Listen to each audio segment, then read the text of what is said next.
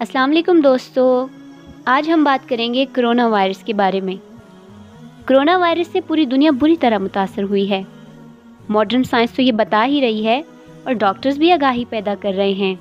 لیکن سب سے بڑی آگاہی، رہنمائی اور ہدایت کا سرچشمہ حضور نبی اکرم صلی اللہ علیہ وآلہ وسلم کی تعلیمات ہیں۔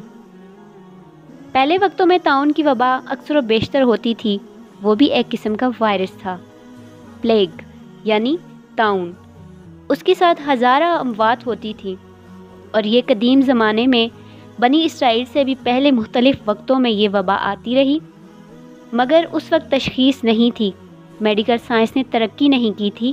اسے کاؤنٹر کرنے کے لیے علاج معالجہ نہیں تھا،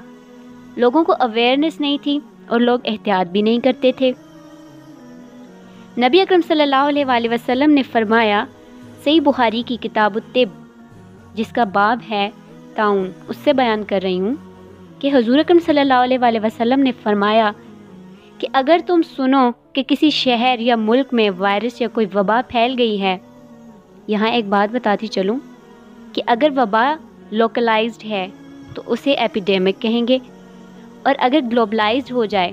یعنی پوری دنیا میں پھیل جائے تو اسے پینڈیمک کہیں گے۔ تو نبی اکرم صلی اللہ علیہ وآلہ وسلم نے فرمایا کہ تم جب سنو کہ کسی علاقے میں طاعون یا وبا پھیل گئی ہے تو اس شہر میں، اس علاقے میں، اس خطے میں ہرگز مت جاؤ،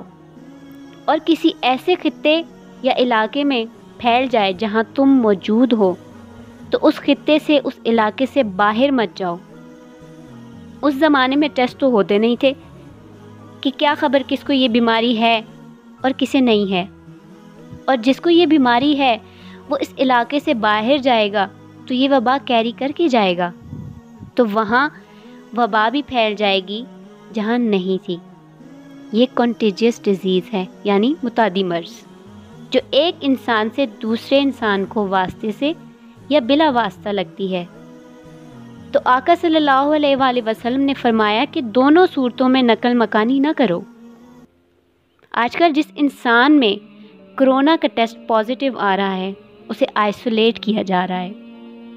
لوگوں سے الگ رکھا جا رہا ہے اس انسان کو، تاکہ اس کا علاج ہو سکے۔ آئسولیشن یعنی کرنٹینا کا کانسیپٹ حضور صلی اللہ علیہ وآلہ وسلم نے 1400 سال پہلے دیا ہے۔ اللہ تعالیٰ سے دعا ہے کہ اللہ پاک ہم سب کو اس وبا سے، اس وائرس سے یا اس طرح کی کسی بھی وائرس سے، سب کو اللہ پاک محفوظ رکھیں، آمین۔